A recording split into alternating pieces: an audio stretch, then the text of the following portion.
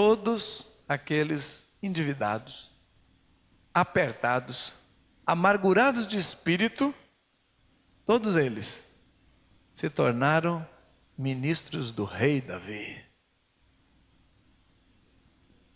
Os que ficaram fiéis mesmo foram colocados na corte. Irmãos, todos nós, não importa a situação que está vivendo, de aperto, de amargura, de finanças, em obediência a Deus, em fidelidade, vai ser colocado nos lugares altos. É o projeto de Deus. Não importa. Essa que é a verdade. Agora tem que pegar a visão. Se não pegar, vai ficar amargurado, endividado o resto da vida. E qual é a visão? É conquista. Se pegar a visão de conquista, entender o coração de Deus que quer implantar o reino dos céus aqui na terra. Porque por muitos anos eu pensei que nós devíamos pegar as pessoas da terra e empurrar para o céu apenas. Depois que elas morressem, é claro, né? Mas entre o dia do novo nascimento e o dia do caixão vai um tempão, rapaz. Feliz foi aquele lá que morreu já na cruz, né? Jesus introduziu na mesma hora. Mas não é o nosso caso. Tem que viver aqui nesse mundo caído. Para isso, Deus quer que a gente transforme também a terra. Para que haja um novo céu, que não tem nada a ver com o céu onde Deus está, mas o céu onde estão as potestades que habitam nas regiões celestes e onde a guerra espiritual acontece, e a nova terra, para habitar de novo a justiça e a paz. E as cidades se encherem de paz. Davi queria uma cidade de paz. Quando ele olhou para aquela cidade forte, murada, bonita, no alto do monte, e era a cidade dos Jebuseus. Chamava-se então Jebus. E ele olhou para ela e falou: eu quero essa cidade para mim. Olha que lindo. Eu quero essa cidade. E ele foi tão ousado que ele falou: e vai se chamar Cidade de Davi. Conquistador. Ele implantou naqueles endividados, naqueles apertados, que era possível. Pegaram homens sem crédito. Irmão, pessoa que está endividada, amargurada de espírito, tem ânimo para fazer alguma coisa? Para nada, só pensa em suicídio. Sabe onde eles viviam? Numa caverna. Caverna de Adulão. Tinha uns 400. Cachaça a noite inteira, meu irmão. Já viu pessoa amargurada de espírito pensar em faculdade? Você, doutor, estou com garra, tenho gás. Você é alguém na vida. E nada. Vai beber. Entra para um casamento, não está nem aí. Desfaz rapidinho. Faz uns 2 filhos lá, larga isso para lá, vai. Porque pessoas não têm projeto. Agora, como é que Deus pega um Davizinho, enfia no meio deles e leva eles a uma posição de conquistadores de cidade? Que caia sobre nós essa mentalidade em nome de Jesus.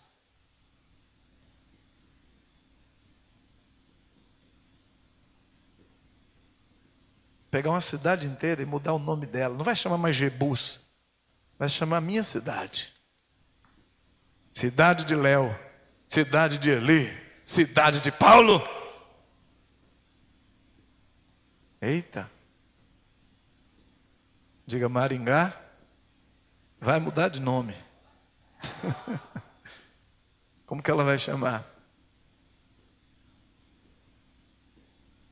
Fala assim, a minha cidade.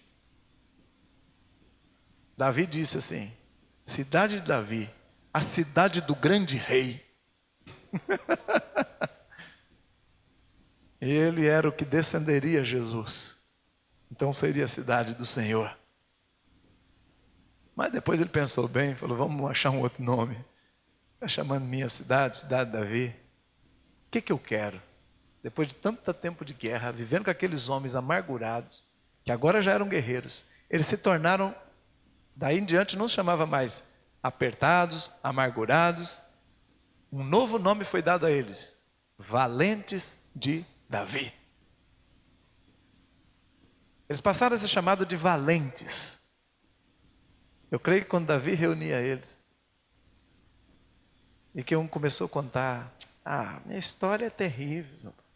Pode ver como minha mulher me largou, rapaz.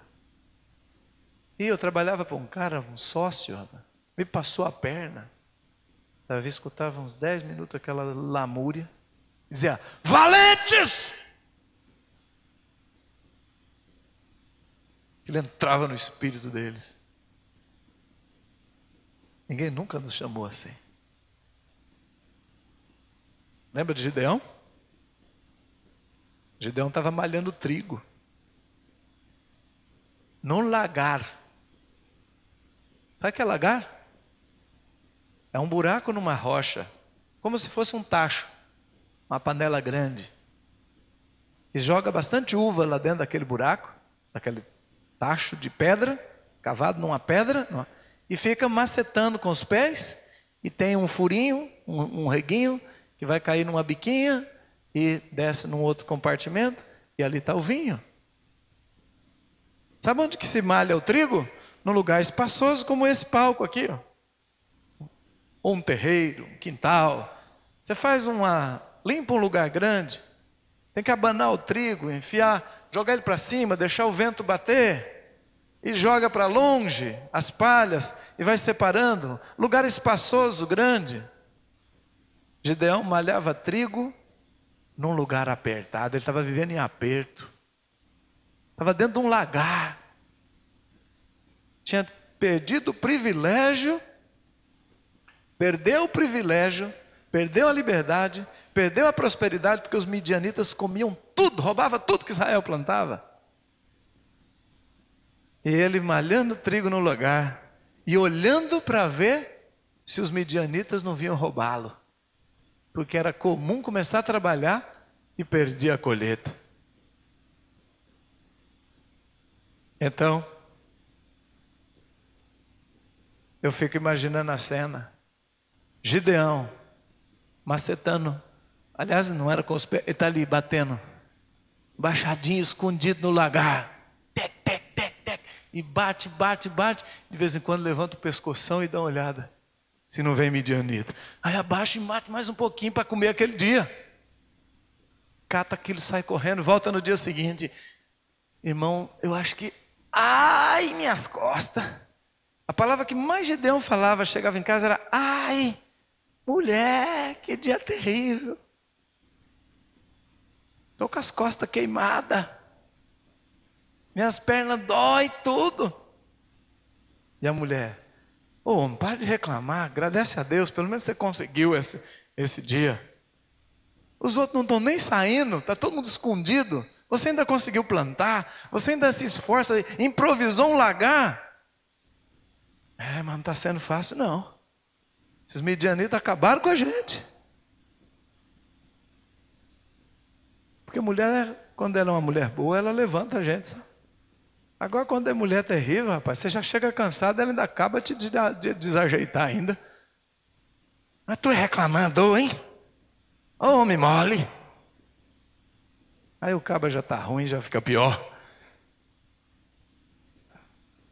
Mas uma mulher que levanta, o cara é mesmo, né?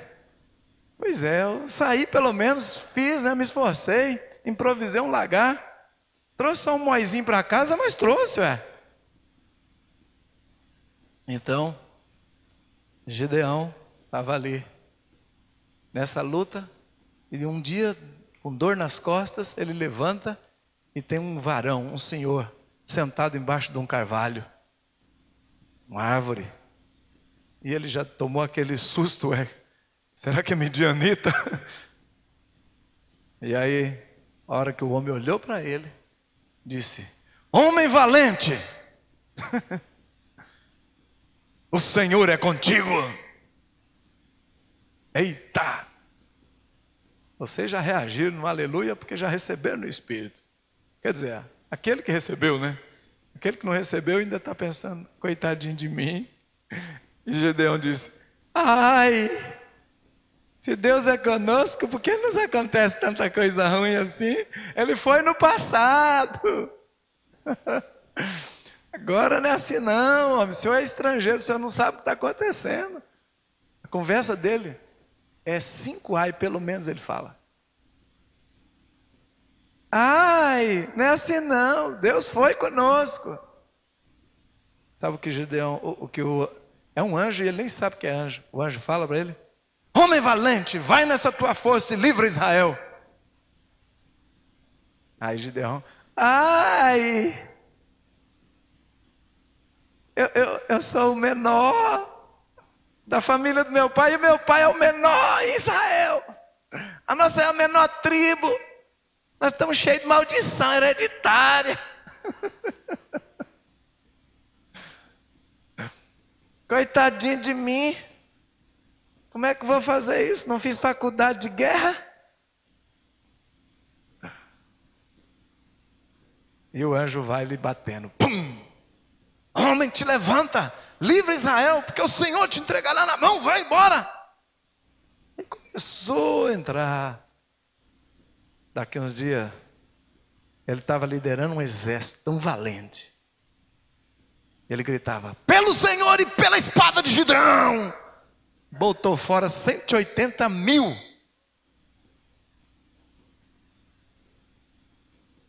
Valentes do Senhor estão aqui esta manhã.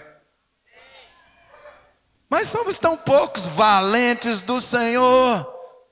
Mas o senhor não sabe que eu morava na rua, valente do Senhor. Mas eu estou desempregado, valente do Senhor. Você está olhando para o que você é, Deus está olhando para o que Ele fará de você.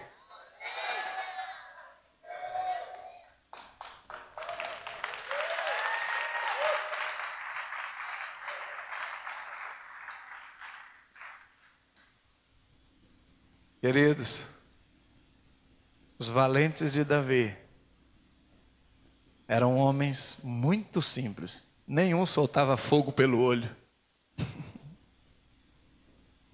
Nenhum tinha 2,5 metros de altura. Nenhum era halterofilista. Era gente como você.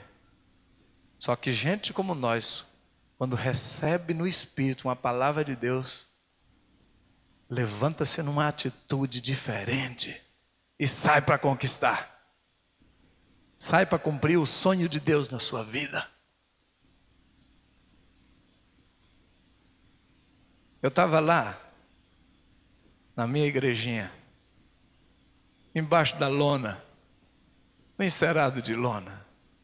Aí eu fui num congresso, e o homem que pregava, Jesus pregava através de um homem, melhor dizendo. Ele me fez acreditar que haveria um avivamento no país. E que eu era a parte mais importante desse avivamento. Eu saí de lá, cuspindo marimbondo. Eu saí igual uma bala. Deus, eu sou responsável por um avivamento no Brasil. E Deus, como gosta de pôr fogo, falou, não filho, é nas nações todas. Eu falei, agora?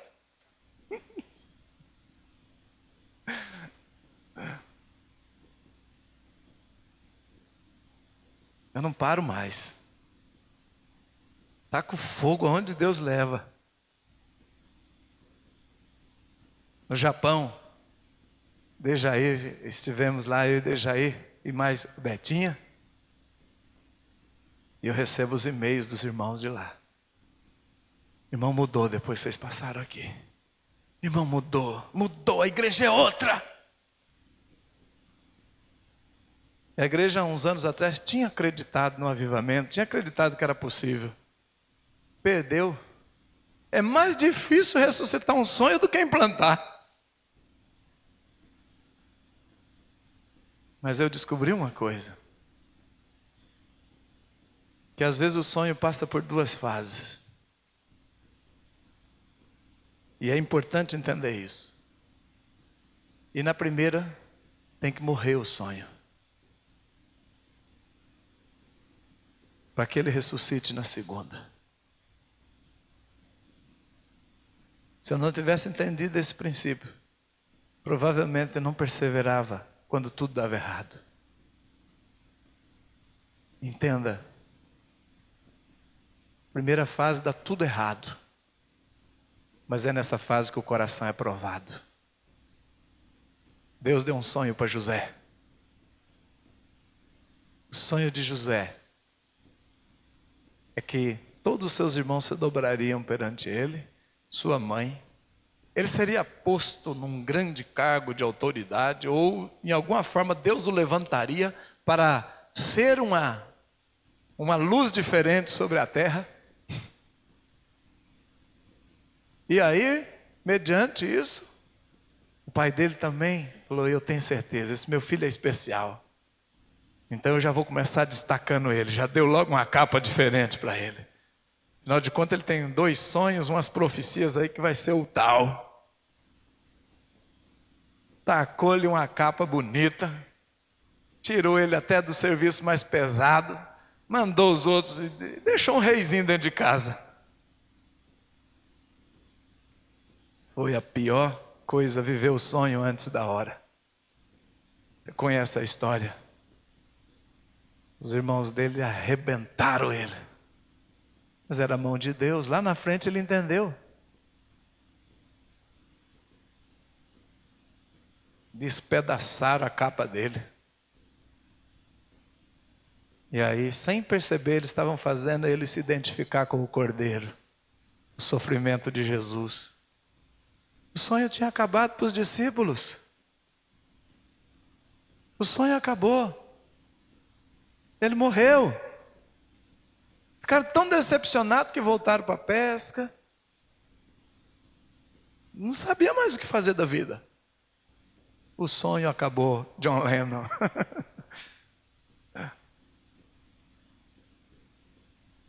Então tem 2 fases. Uma que o sonho morre. Mas é de Deus, foi Deus que mandou, foi Deus que falou. Por que não dá certo? Porque tem que morrer. Imagina. Vou tirar vocês desse Egito, vou introduzir numa terra maravilhosa que mana leite e mel. Foi para deserto. 40 anos. Morreu um monte de gente. O sonho acabou. Conquistar uma cidade é assim. Ele vem com aquele gás todo, cuspindo marimbondo. E depois é um problemão você resolver. Porque Deus te manda o exército, mas não te avisa que aquilo é a elite dele. Eles vêm com rótulo só de endividados, amargurados, problemáticos, sem dinheiro, e você desesperado para tentar conquistar uma cidade quando você não está podendo nem dar cesta básica.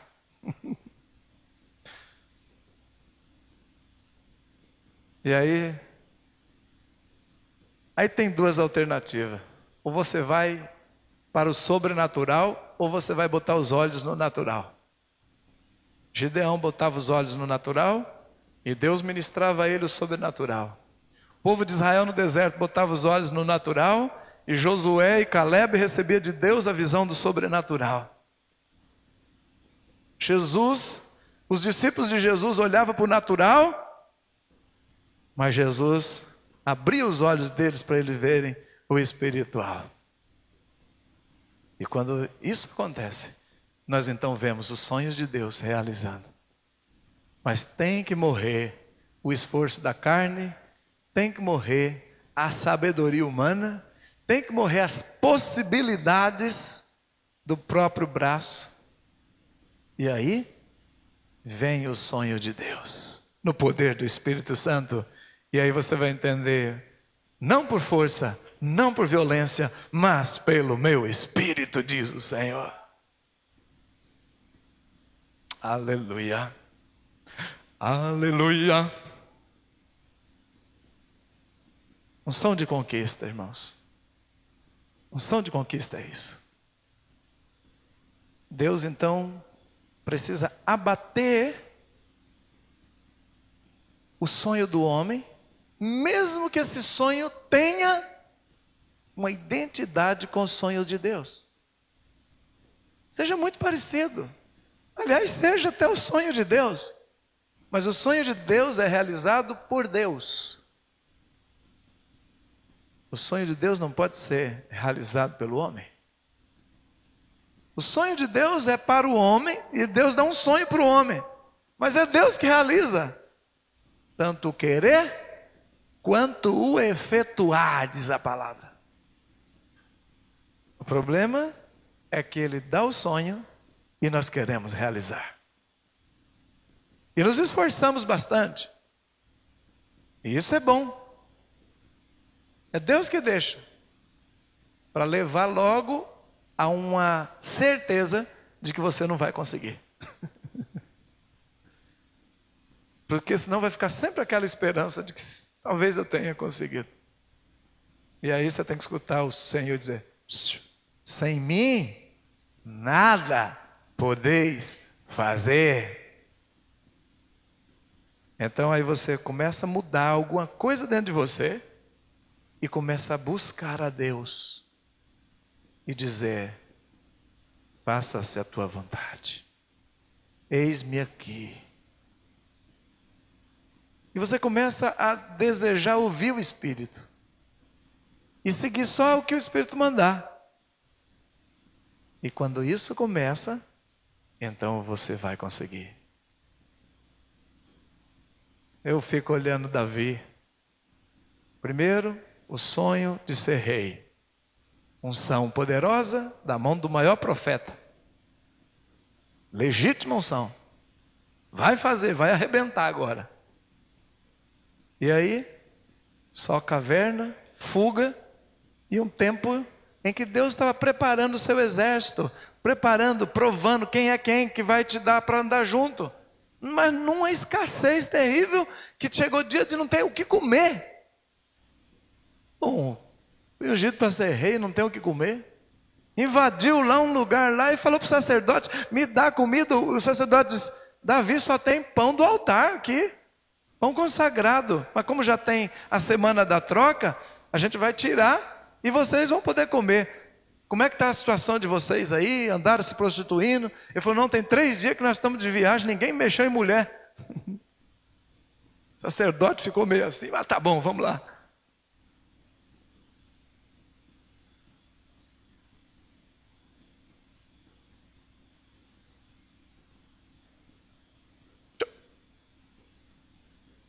Terrível, não tinha o que comer.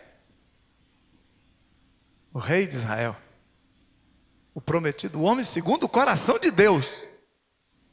Deus estava matando o sonho. Mas depois, uma coisa interessante, eu vou observando Davi. Ele começa a sempre consultar o Senhor antes de qualquer coisa. Ele vive consultando o Senhor e todo dia aprendendo uma lição nova. Vive consultando o Senhor: faço ou não faço? Posso ir ou não posso? Ele descobriu que vinha do Senhor tudo. Aí, enfim, conseguiu. Chegou lá, se tornou rei. Foi ungido rei em Hebrom. E Davi está feliz com Deus, está glorificando a Deus. Fala: agora eu vou reinar, só que eu não reino sem a presença de Deus.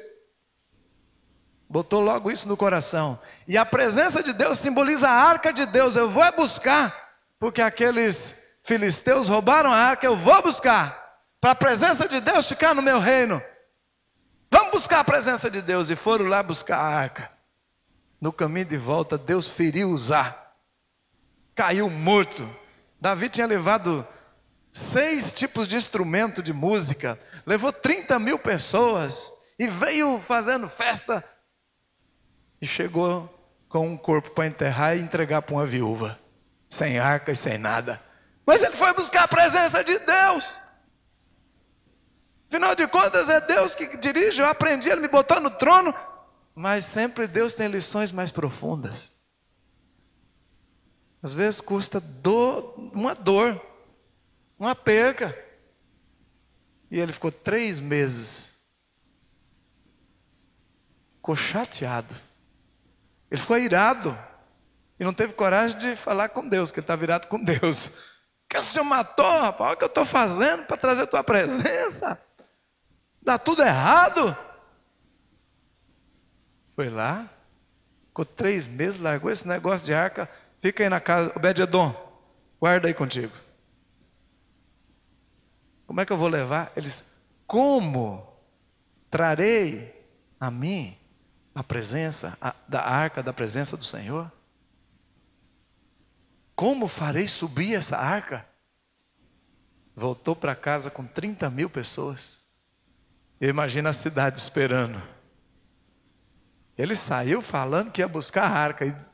E até aquele dia, o que Davi falou que ele ia fazer, ele fez. Então o povo estava sabendo que era um guerreiro mesmo, violento. E agora chega com um funeral, carregando um corpo. Chama a esposa de Uzá. Chama os filhos de Uzá.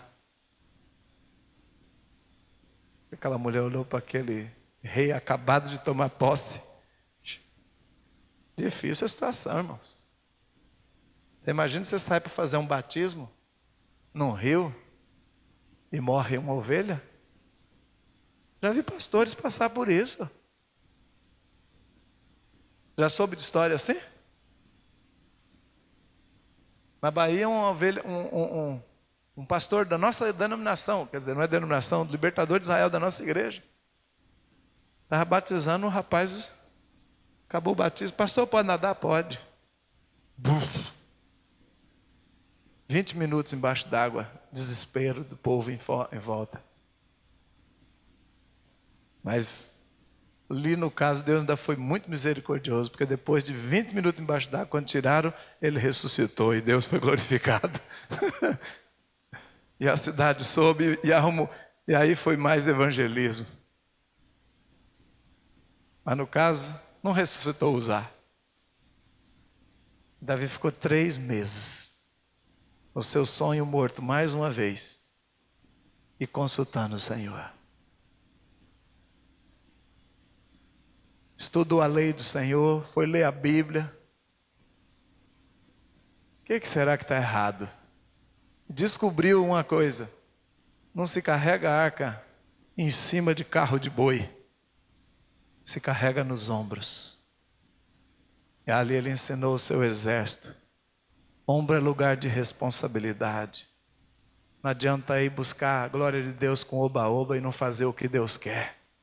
Tem que fazer o que Deus quer, do jeito que Ele quer. E isso é responsabilidade. Foram cantando, alegre e tal, mas pulava, jubilava, mas na hora de limpar a igreja não tinha responsabilidade. Na hora de carpir o quintal não tinha responsabilidade. Na hora de construir não tinha responsabilidade. Na hora de pagar as contas não tinha responsabilidade. No horário marcado para ir trabalhar não tinha responsabilidade.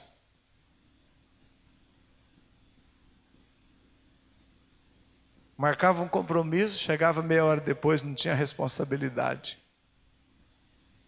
Namorava a garota e ficava de olho na outra, não tinha responsabilidade.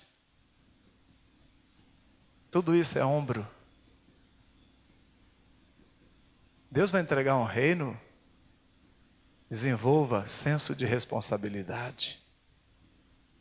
A presença de Deus vem em peso nos ombros. E não é pesado porque é dividido em 4.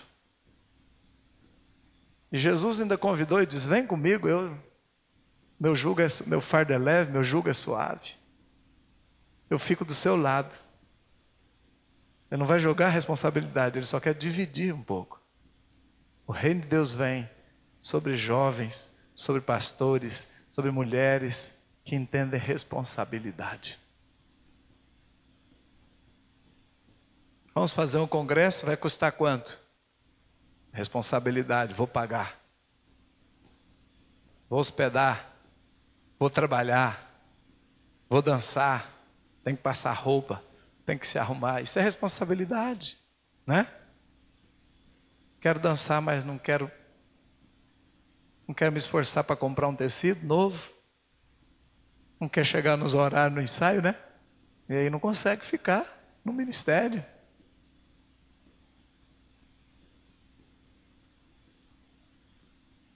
Em cada detalhe, nós vamos vendo, Deus vai entregar, a presença dele vai vir, a glória vai vir, para aqueles que agem com muita responsabilidade. No pregar, no agir, em cada detalhe da vida. Davi foi para lá e conta a história que na segunda vez que ele foi buscar a arca, ele botou nos ombros. Mas ele fez algo que ele não tinha feito. É a história dos 6 passos, né? Diz que a cada 6 passos Davi sacrificava. Então Davi levou muita oferta de sacrifício. Porque ele estava vindo dançando na primeira vez, cantando na primeira vez, mas não tinha oferta. Não ofertava nada. Se a gente passa a vida inteira celebrando o Senhor, dançando e não oferta, significa que você não tem responsabilidade com aquela obra. Aí Davi começou a ofertar. Aí Deus gostou. Falou: filho, você é responsável. Agora eu vou deixar a minha presença chegar lá. Cada fase da nossa vida, irmão, do nosso ministério, nós conquistamos com lições aprendidas que nos levam mais perto da vontade de Deus. E a motivação sempre é a glória de Deus. Para Deus, eu vou fazer para Deus. Davi fazia para Deus. Quando ele matou o gigante, ele matou por causa do zelo que ele tinha em Deus. Ele olhou para aquele incircunciso e disse: quem és tu, incircunciso, para vir falar do meu Deus, afrontar o Deus de Israel? Você está perdido, cara. Vou te dar um perdido agora. Perdeu. O Rio de Janeiro é perdeu, né? Perdeu. Bandido, quando chega em cima do outro, diga: perdeu. Davi chegou em cima de Golias e disse: perdeu. Mas por causa do zelo em Deus, Deus foi levantando esses endividados, foi consertando o caráter deles, foram se tornando pessoas realmente de responsabilidade. E Deus vai entregar uma cidade, nós temos que ter responsabilidade. E aí sim, Deus falou: agora te entrego as cidades. Agora a minha presença não aparta mais. Davi então estabeleceu um sistema para a presença de Deus não se afastar. E ele deu turnos, horários marcados, e todos foram responsáveis para fazer tudo o que Deus queria que fosse feito. E por causa dessa responsabilidade em obediência a todos os critérios, então a glória de Deus não se apartou no período de Davi. A arca nunca foi roubada, a glória nunca foi perdida, e não ficou só uma arca lá, solta lá, não. Tinha um ritual o tempo todo do que Deus gostava e ele estabeleceu. E uma vez estabelecidos os turnos, então a glória de Deus estava. Diabo, demônio, principado, potestade, nenhuma roubou mais nada de Israel. E ele foi só tirando da mão dos inimigos e introduzindo e ampliando o reino. Ninguém ampliou tanto que nem Davi. E aí transformou Jebus, cidade de Davi. Aí mudou de novo de nome. Ela passou a chamar Jerusalém, Jerusalém, cidade de paz. E ele entregou na mão do seu filho Salomão. Shalom, paz. Jerusalém, cidade de paz. e entregou para o seu filho um rei de paz, Salomão, que é Shalom, Shalomão. E aí estabeleceu a paz na cidade. E a prosperidade veio como nunca pôde ser igual ao período de Salomão. E aí todos vinham de longe, porque queriam conhecer esta cidade. Mas ela começou a história dela, a mudança dela, com endividados, desprezados. E agora era conhecida como cidade de paz, modelo para todas as nações. E assim será a história de Maringá. Agora é época de Davi, é época de ampliar, é época de levantar os valentes. É época de ver talvez aqueles que tiveram seus sonhos frustrados sendo levantados de novo.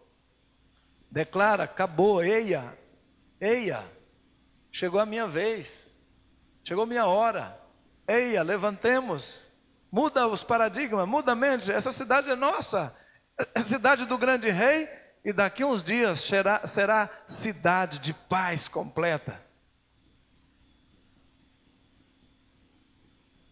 Talvez nós estejamos na caverna de Adulão, mas Deus olha e fala, são os meus valentes. Tá bom, eu creio que você está muito ministrado já. Basta sacudir, tudo que está na sua cabeça desce para o coração e consolida, né? Então dá uma sacudida e fala, desce para o meu coração. Fixa logo no meu coração. Aleluia! Sabe como é que a gente faz para descer o que está na cabeça e fixar no coração? Por isso que quando acaba a mensagem tem que fazer um período de oração. Porque aí o Espírito Santo materializa tudo aquilo que é palavra, tudo aquilo que é verdade, impregna. E aí você passa por uma experiência, aquilo fixa. Então o Espírito Santo dá um chacoalhão. Por isso que alguns dão uma tremida assim, é para descer. Bum! Entrou, fica, desce. Aleluia. E aí você está impregnado com a verdade, você sai daqui e é outra pessoa, em nome de Jesus. Conquistar uma cidade implica também em destruir outra. O profeta Jeremias foi levantado para quê?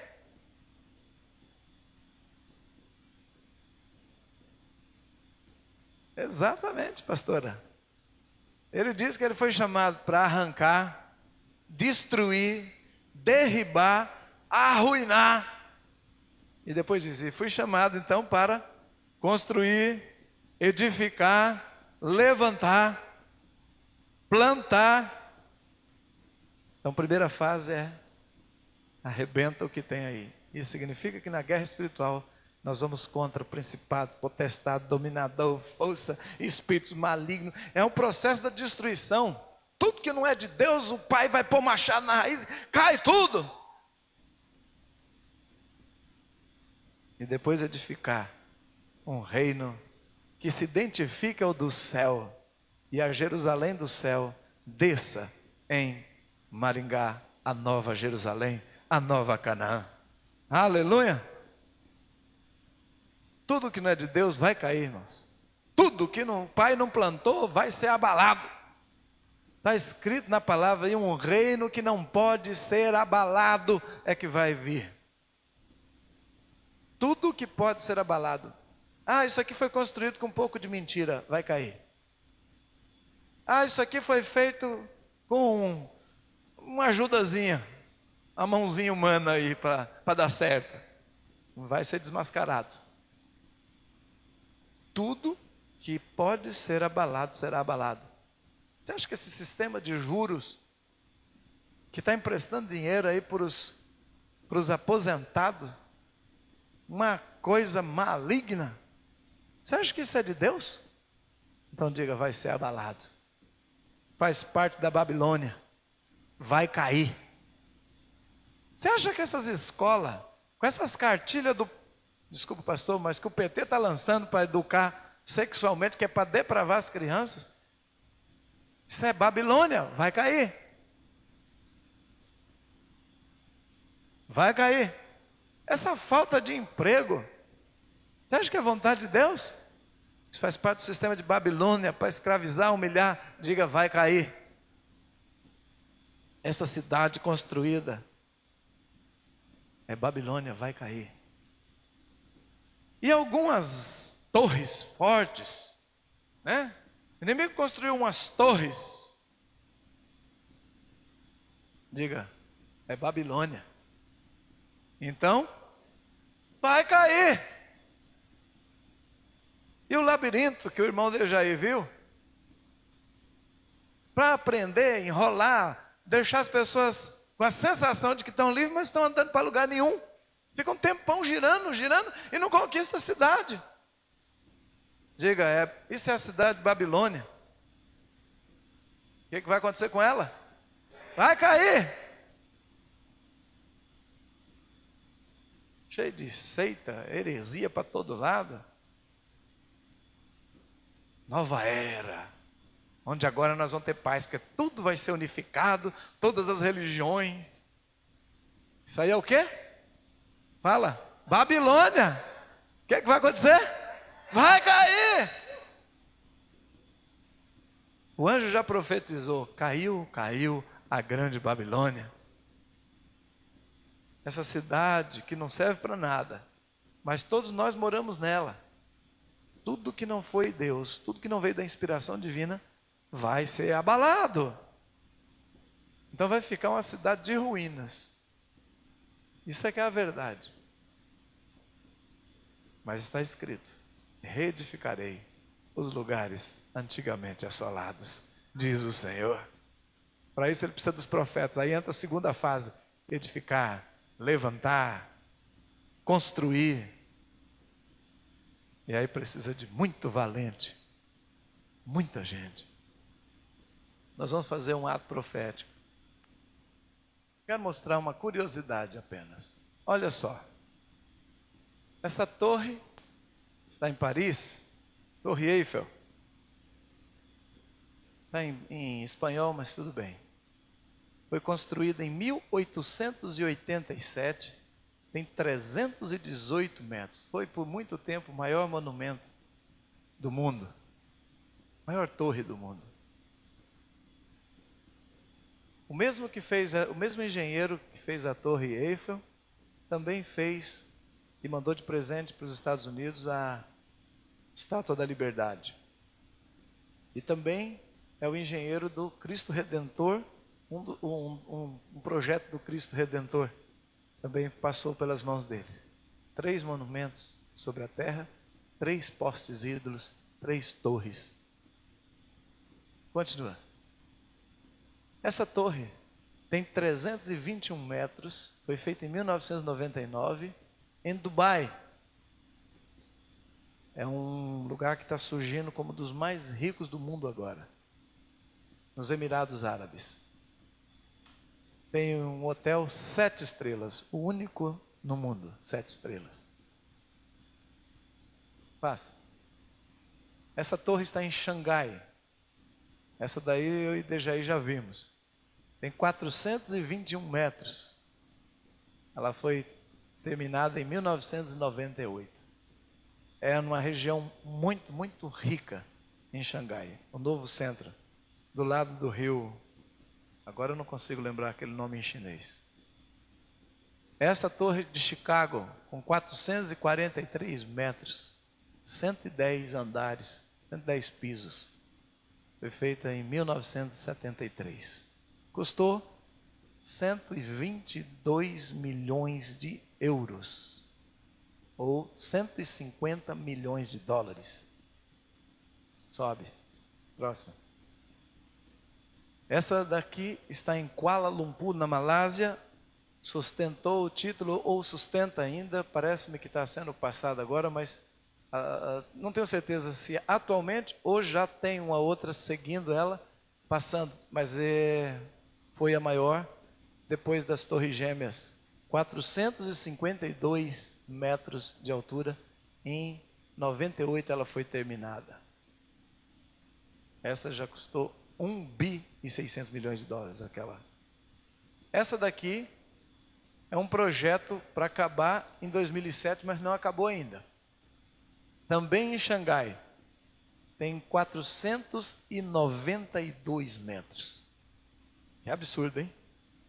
492 metros e prevista para acabar esse ano. Talvez, eu creio que acaba. Essa daqui é em Taipei, no Taiwan. Ela tem 508 metros de altura e terminou em 2004. Uma das mais originais do mundo. Passa.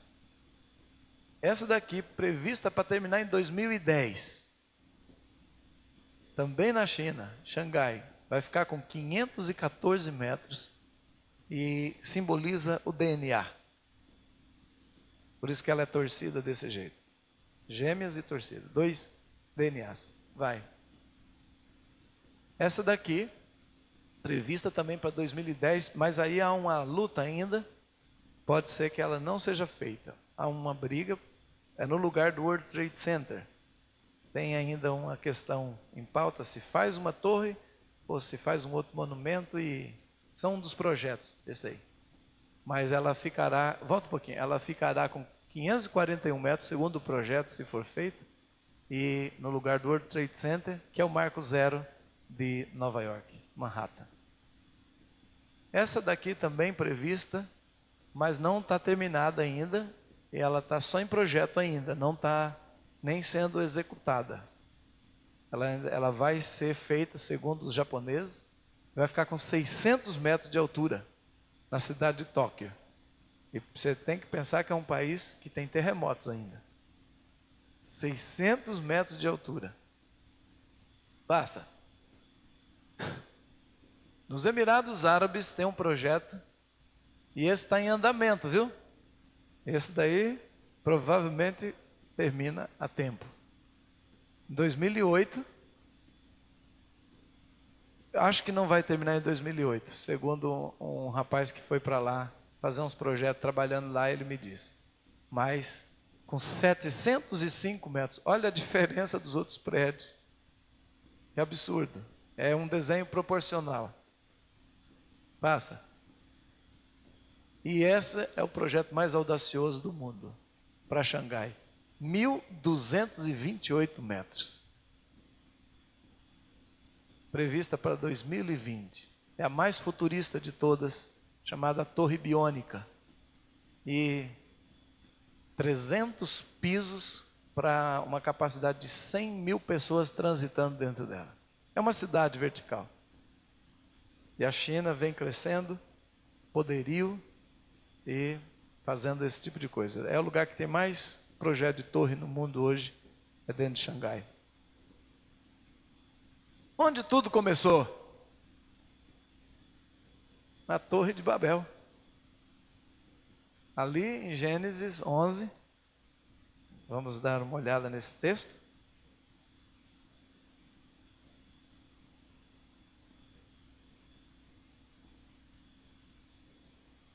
A Torre de Babel. A primeira torre do mundo.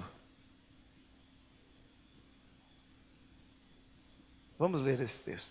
Diz assim: ora, a terra toda tinha uma só língua e uma só maneira de falar. Partindo eles do Oriente, acharam uma planície na terra de Sinear e habitaram ali. Disseram uns aos outros: vinde, façamos tijolos e queimemo-los bem. Os tijolos lhes serviram de pedra e o betume de argamassa, de cal. Então disseram: vinde, ou como que está a sua versão aí? Tá como? Eia! A maioria aí está com eia. Quem tem eia, faz assim. Então vocês têm que dizer: eia! Esse eia não é muito bom. Porque esse eia é o seguinte: façamos tijolos e queimemo-los. Os tijolos servirão de pedra e o betume de argamassa. Então disseram de novo, fala, eia, edifiquemos para nós uma cidade e uma torre, cujo cume toque no céu, e façamo-nos um nome, para que não sejamos espalhados sobre a face de toda a terra. 5. Mas desceu o Senhor para ver a cidade e a torre, que os filhos dos homens edificavam. Disse o Senhor, o povo é um, e todos têm uma só língua. Isso é o que começam a fazer, agora não haverá restrição para tudo o que eles intentarem fazer. Vinde, desçamos. Agora sim. Vamos lá? Eia!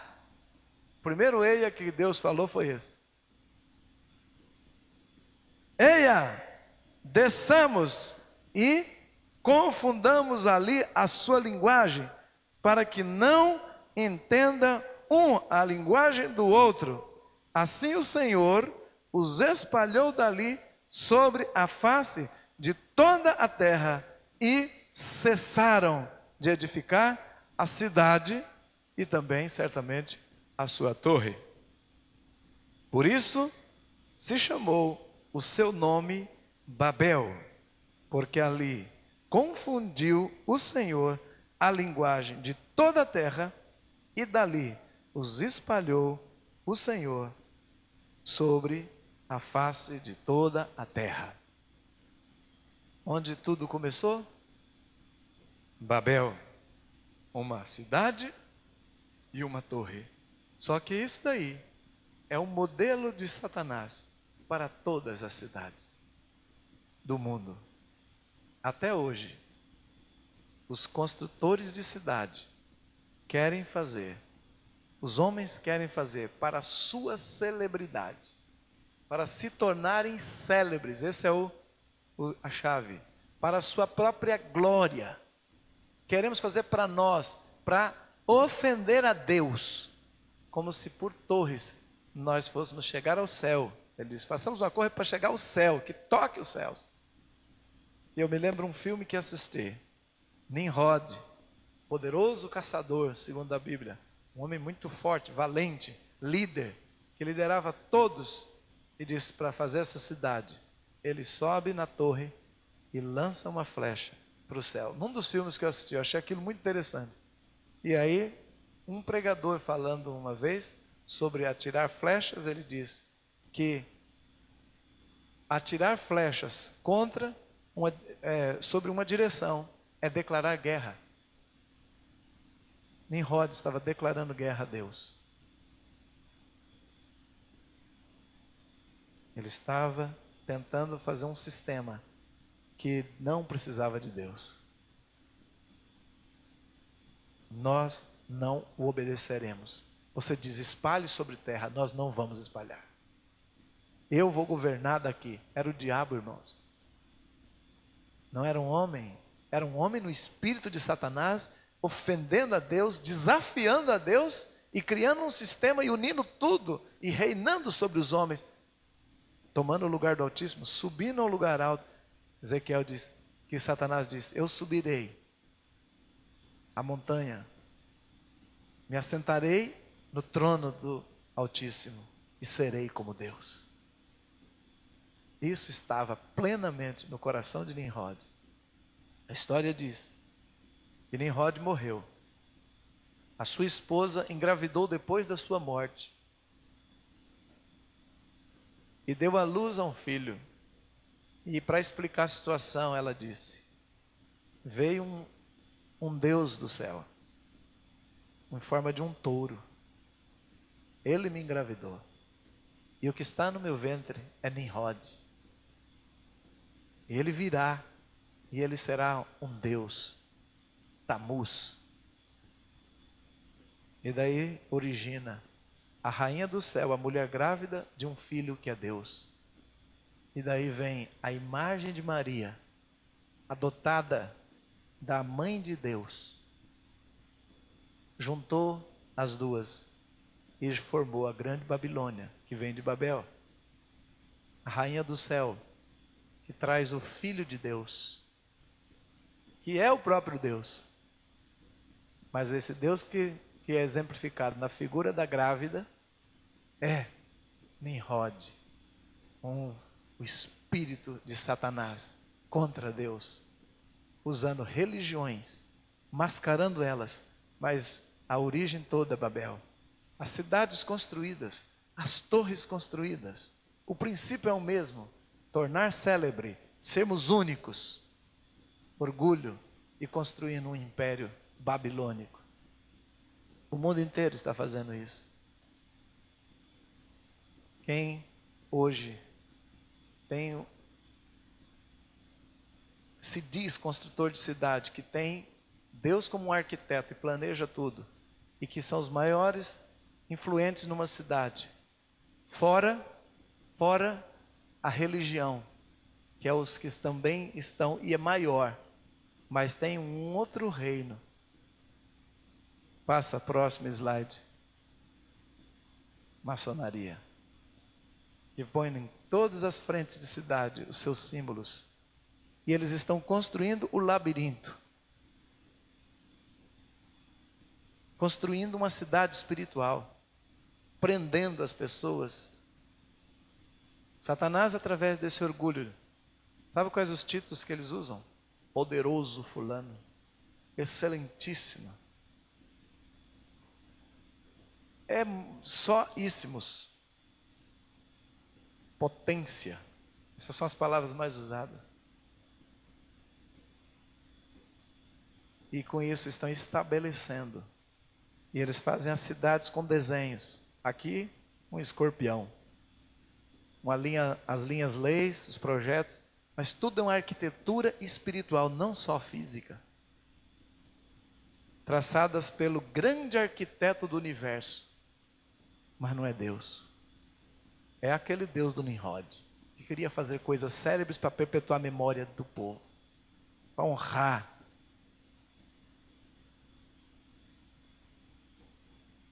Mas Deus está levantando aqueles que vão destruir essas cidades, destruir esse labirinto e destruir as suas torres. Essas torres de orgulho, torres para tornar pessoas célebres, torres para honrar, e labirintos para que as pessoas se percam, para que a igreja não consiga chegar a destruir esta cidade e construir o reino dos céus. E sabe, dentro de nós, por estarmos infiltrados nessa cidade, fica coisas dela. Eu aprendi sobre a torre, que às vezes nós entramos no desejo do inimigo, de fazer também para nós tornarmos célebres, fazer o nosso ministério, a nossa empresa, o nosso nome. É muito fácil, é muito sedutor. Por isso desenvolvemos um espírito tão crítico quanto ao que os outros estão fazendo. Sempre temos uma facilidade em criticar, porque nós o vemos como concorrente, e eles nos veem assim também. A unidade, então, é a resposta. Eles estavam unidos para o mal em Babilônia. E essa sociedade, irmãos, criou um sistema de unidade muito violento, muito forte, de autoajuda, de protecionismo, de símbolos que os identificam, colocando nas suas casas, colocando nos seus carros, colocando no cumprimento, colocando nas frases, e se identificam. Chega alguém que quer processar um outro lá, o delegado é da ordem, e o cara que está processando alguém, fazendo a denúncia, também é da ordem. Então, ganha a causa ali. O juiz é da ordem, o acusado não é da ordem, então já era. É da ordem, nós vamos dar um jeito. Isso é estrutura de Babilônia. Os cargos de uma cidade vão ser distribuídos. Quem que está neles? Mas Deus está destruindo o sistema. Está usando os profetas, as intercessões, os atos proféticos, as orações, e está preparando uma geração para ocupar os lugares. Amém? Temos que entender isso. Babilônia tem que cair, e já foi decretado, caiu. É bom que a Bíblia sempre fala na linguagem de Deus, não diz cairá. Porque se cada vez que a gente dizer vai cair, já era, cairá. Deus ensina-nos a profetizar segundo a visão dele. Caiu.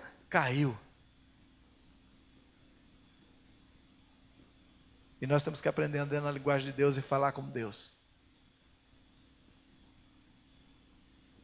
Esta instituição, ela é meio que milenar já. Na fita, os cavaleiros, os 4 cavaleiros, eu não entrei no assunto, mas deixei uma porta. Porque descobri que a organização mais organizada, vamos usar essa expressão redundante, que tem sobre a terra para fazer conquista de cidades, são eles. E eles têm um título também. Eles se chamam cavaleiros. E eles vieram de uma organização começada em Jerusalém. Cavaleiros templários. Cavaleiros responsáveis por guardar o templo. O local do templo e o templo de Salomão, de Israel. Enviados pela igreja cristã, que era a que representava Deus.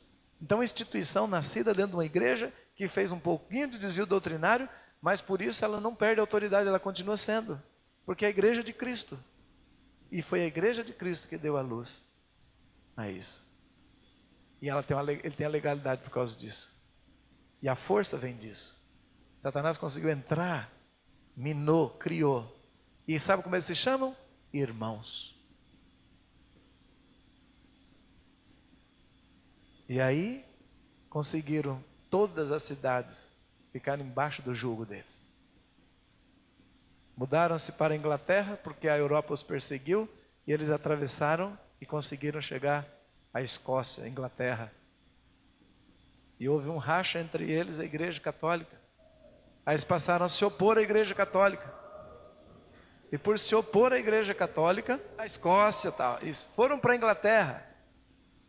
E lá desenvolveu e ficou mais forte. Construíram fortalezas na Europa toda. Sabe que os reis tentaram pará-los, porque eles ficaram muito poderosos.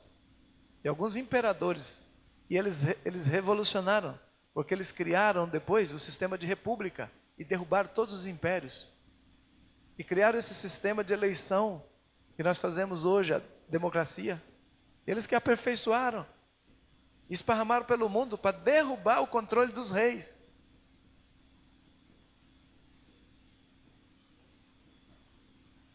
E também o controle da Igreja Católica. Foi a força deles. Por isso, quando os protestantes evangélicos chegaram ao Brasil, eles apoiaram de imediato, porque viram que era uma maneira também de ir contra a força católica. Era uma opção para o povo. Por isso muitos maçons aceitam cristãos. Eles aceitam todo mundo, mas muita gente, crente, se sente confortável nesse meio, porque não entende a raiz. É poderio e domínio. E para isso precisava tirar o opositor, que era a Igreja Católica, que era uma outra força. Mas no reino espiritual, irmãos, entendam, os demônios controlam um, controlam outro. Eles não estão divididos, só na aparência. Um está na torre, o outro está na cidade.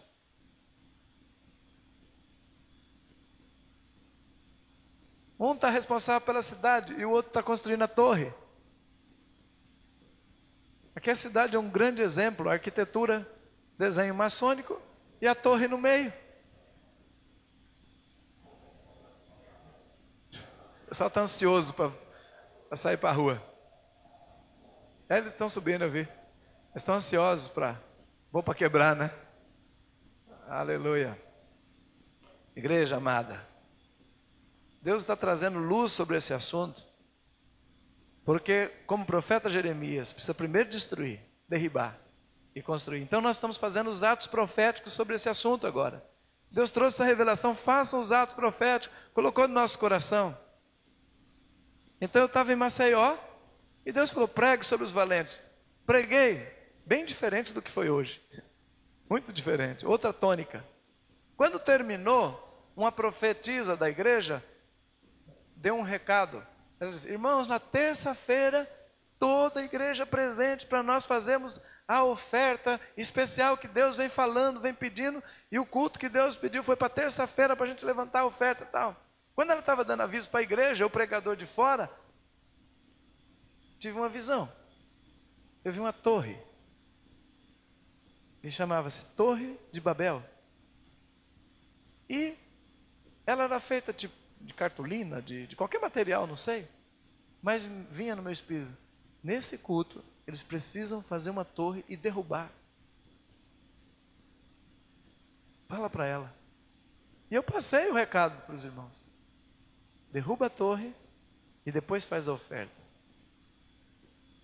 E eu não sei porque eu viajei, mas ficou no meu espírito. Por que isso? Por que isso?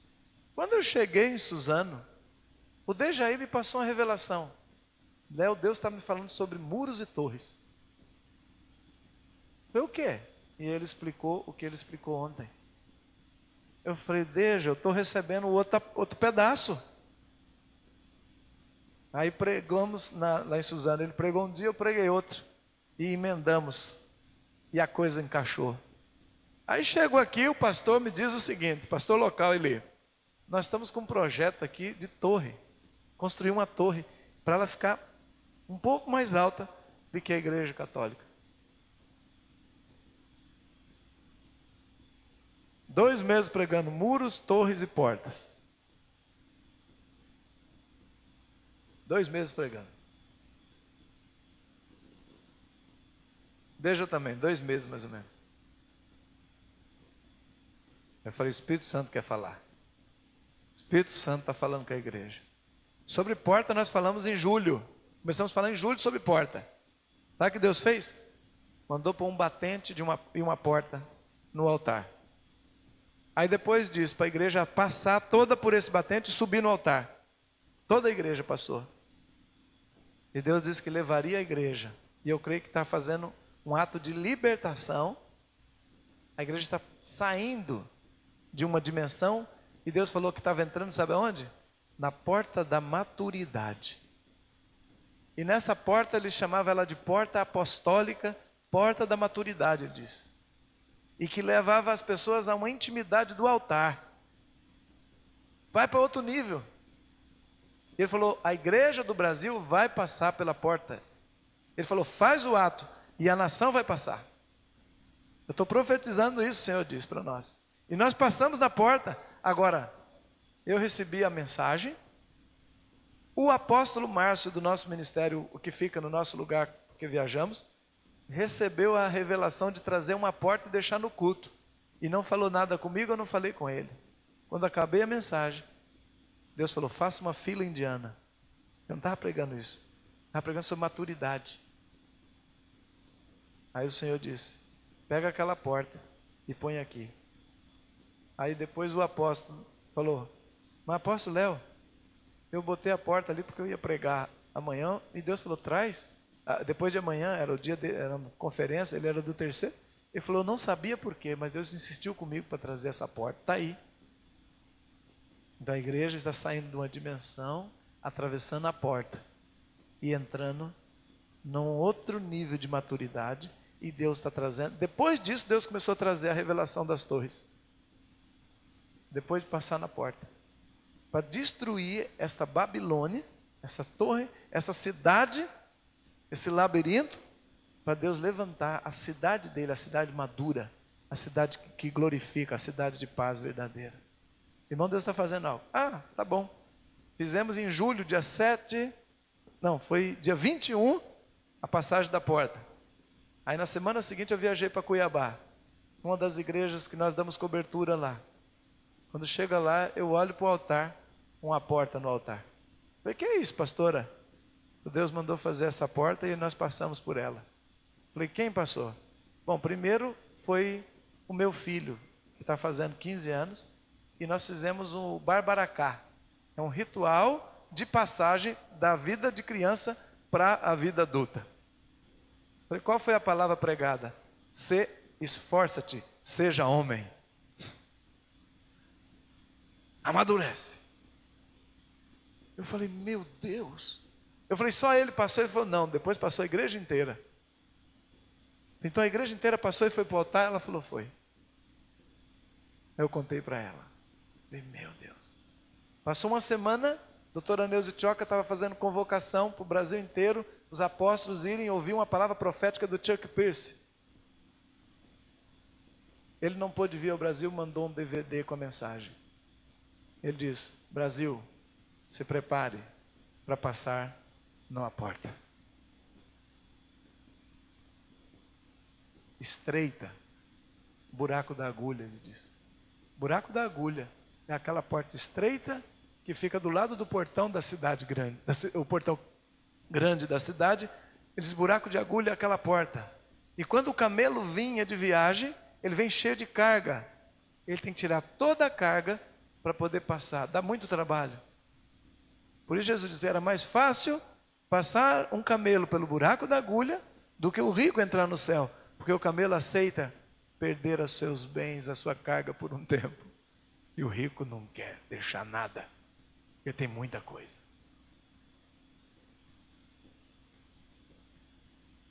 Ele diz, Brasil, prepare-se. E diz, há uma janela espiritual aberta sobre a nação brasileira de revelação. E ela vai ficar aberta até de julho, 16 meses, ele diz.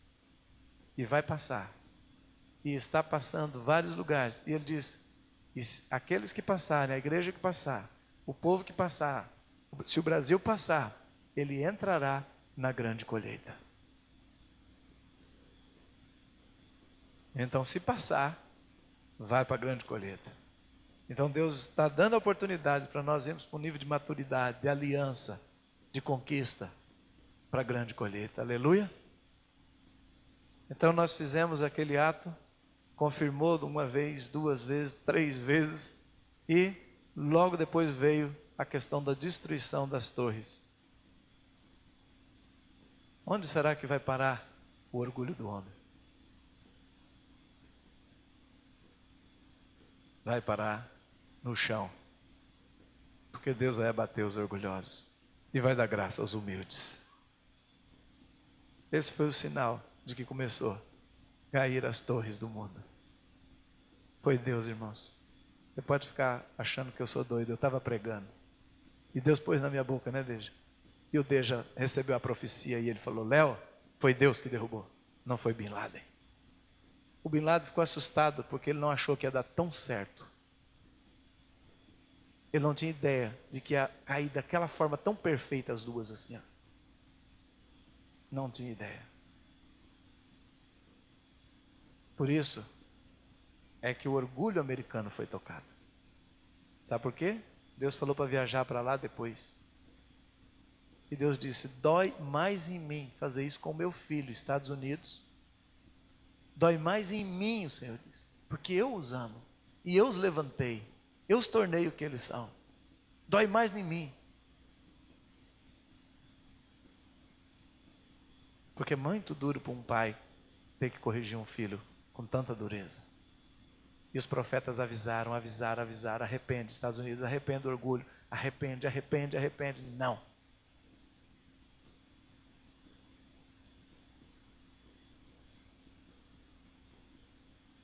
Aquelas torres tinham o título de mais altas do mundo. E Deus começou pelas mais altas do mundo. Deus resolveu decretar que chegou aqui na nossa terra o tempo de caiu a grande Babilônia. Por isso ele está dizendo, Eia, valentes! Eu vou transformar quem não é em quem é, para ser destruidor de cidades. Fortes vão cair, suas torres vão cair, seus muros vão cair. Subamos e vamos conquistar. É tempo de mudança, é tempo de passar realmente vida madura. Vai vir uma unção de maturidade, irmãos. E agora eu vou dizer como é que essa unção cresce. Eu preciso tocar um pouquinho só nisso. É pelo apostolado, Deus falou. Nós ungimos, cadê o Paulo? Paulo está trabalhando, está ali. Nós ungimos o Paulo como apóstolo por ordem do Senhor. Um apóstolo nunca pensa em fazer uma torre para si. Ele quer construir um reino. Ele quer estabelecer o reino de Deus. E para isso trabalha pela unidade. Um apóstolo vai engolir as diferenças e o orgulho para poder ver o reino de Deus. Aqueles que têm a marca do apostolado, eles têm um coração na unidade. Amam sua igreja local e trabalham muito por ela. Mas também não perde de vista a unidade. E se tornam pais para uma cidade. São os pais espirituais da cidade. E nós precisamos mudar também a nomenclatura. Não para estabelecer orgulho, mas para estabelecer paternidade de Deus e destruir a imagem do soberbo, do que manda. Quando tratar de apóstolo, está tratando de pai. Está trazendo a paternidade de Deus, a autoridade espiritual de Deus. E não o autoritarismo dos César, da grande Babilônia, da grande Roma. Então Deus vai estabelecer pelo apostólico. E há muitos que estão sendo preparados pelo Senhor para serem pais apóstolos nessa cidade. Cresçam nisso e deixe o Espírito ministrar. Porque no primeiro dia, Deus colocou os 5 aqui. Apóstolos, profetas, evangelistas, pastores e mestres. Deus estabeleceu essas 5 colunas para a sua igreja, para o seu reino na cidade. Amém? Isso faz parte da maturidade. Porque nós estamos arrebentando um pastor só e deixando ele fazer tudo, cobrando o evangelismo dele, direção dele, organização dele, colocando sobre as costas dele a responsabilidade do ensino, a responsabilidade de ganhar, conservar a alma, discipular, visitar. E se não vai vir na minha casa e não me visita para dar um cafezinho, eu fico bravo com ele, porque afinal de contas ele é meu pastor, né? Ou seja, um fazendo tudo. E alguns fazem tudo isso na igreja, ou tentam fazer, porque não faz, né? Ninguém consegue. E ainda tem que sair e ganhar o pão. Trabalhar fora. Super complicado. Divide a tarefa em 5. E cada um assuma bem a sua parte. Vocês vão ver como muda. Consegue até sobrar tempo para ir fazer conferência na cidade dos outros, como é meu caso, e do Deja. A gente aprendeu a estabelecer autoridades, delegar. O que Deus fez. Maturidade, irmãos. E a gente venceu o orgulho de pensar que só a gente também sabe fazer. E estender as oportunidades. Abrir. Não ter medo. Quando põe o apostolado, os profetas, pastores, mestres, você não precisa ter medo. Porque está na hierarquia de Deus. E aí não vai ter divisão. Deus tem protegido nosso ministério, não tem tido divisão. Nos poucos anos de vida dele, não tem. Não tem. E temos estabelecido pastores, profetas, mas nenhum fica lá pensando, eu vou sair, vou arrastar. Não, porque tem uma unção de Deus nesse negócio. E onde Deus põe a unção dele, o diabo não consegue. Porque fez o modelo de Deus.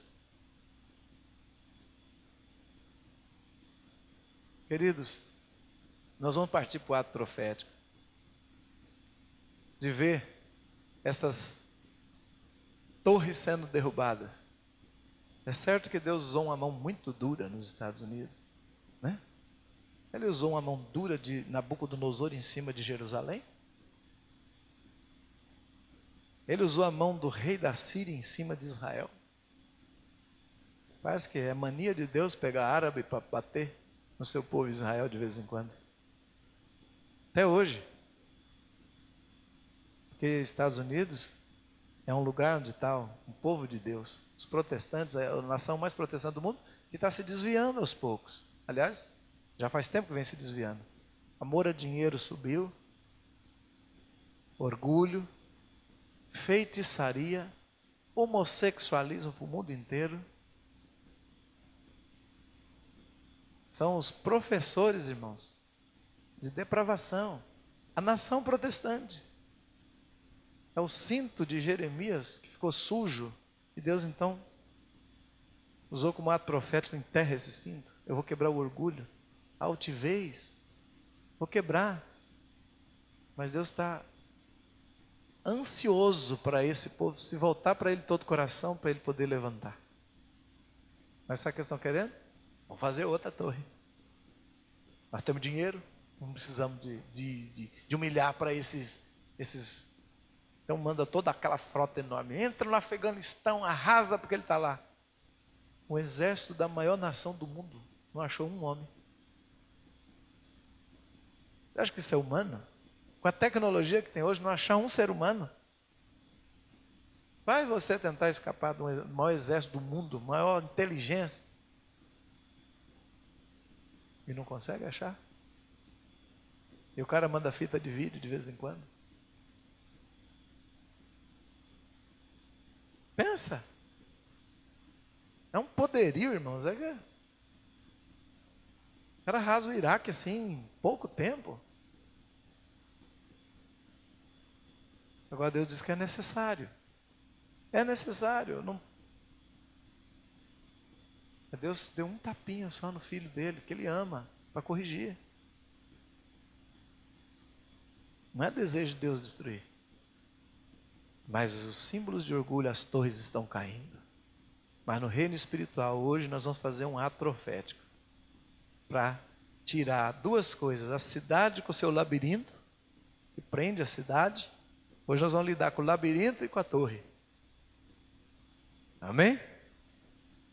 Então nós vamos agora fazer um ato profético. Eu preciso aqui de 20 voluntários. 20 voluntários para fazer um labirinto. Quase toda a entrada de cidade vai encontrar o triângulo, né? Um símbolo formado por esquadro e compasso. E o triângulo: liberdade, igualdade e fraternidade.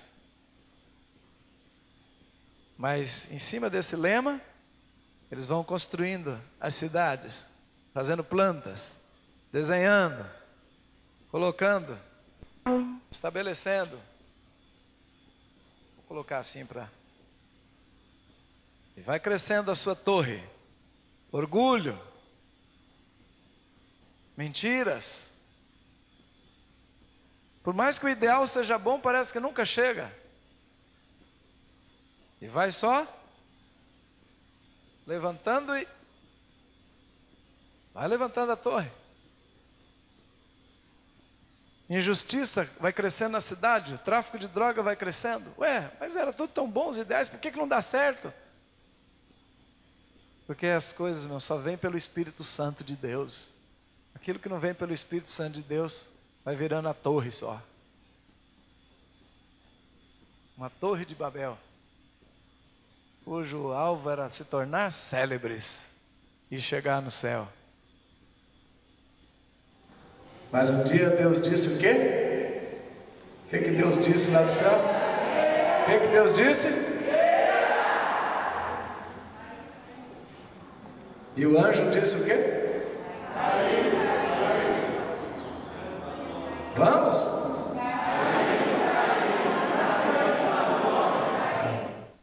Caiu a grande Babilônia.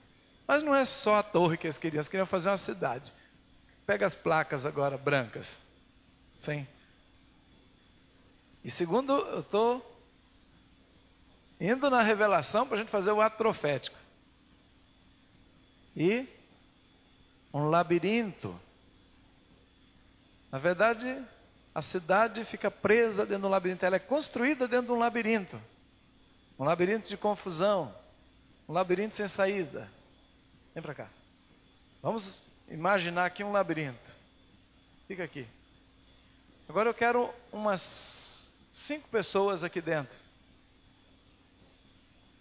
Nós temos os empresários, nós temos aqui dentro os pastores, nós temos aqui dentro os advogados, nós temos aqui dentro os cantores, os médicos, os jovens da cidade. E eles estão fazendo suas atividades dentro da cidade chamada Babilônia. Então vocês andam dentro da cidade, catando o seu telefone, ligando, trabalhando, datilografando, consultando a internet, evangelizando. A cidade está muito quieta, blá, blá, blá, blá, vamos conversar, cidade conversando, todo mundo, vamos conversar um pouco todo mundo. A cidade é barulhenta, dá a impressão que está tudo dando certo, mas já não está indo para lugar nenhum. Tudo bem? Isso, vamos conversar no alto, conversa alto. Você bateu o carro, está precisando de um advogado, está te processando? O senhor está evangelizando quem? Puxa, como está ganhando dinheiro essa empresa? Que benção, maravilhosa, né? Quem quer ter cachorro quente? Cadê a carrocinha com cachorro quente? Hot dog, a gente andou a noite inteira, viu? Acabou a luz ontem, foi uma dificuldade, subiu todo mundo. A cidade... Vocês souberam ontem à noite? Ontem, dia 12, o Papa abriu uma porta também, lá na Basílica, e atravessou, foi aberta a última vez, em 2005, a grande porta de bronze, e simbolizou alguma coisa, porque eles atravessaram de um lado para o outro. Tudo bem? Quanto tempo não te vejo aqui na cidade, como é que tá? Tá morando lá ainda? Como é que tá sua filha? Tá bem, graças a Deus. Arranjou emprego? Já. Que bênção, graças a Deus, vai dar testemunho na igreja, irmã. E aí tá aqui a cidade. E o que está acontecendo? Tudo normal, mas a gente não sai. Nós não expandimos, nós não estamos conquistando nada. Nós estamos com uma boa sensação de que está tudo bem. E aí voltam os mesmos problemas, volta as crises, sobe, levanta, vai e vem, volta. E a gente não sabe o que está fazendo. Amém? Mas... o que será que Deus quer fazer com essas cidades? E com as suas torres? Deus quer tirar esse labirinto.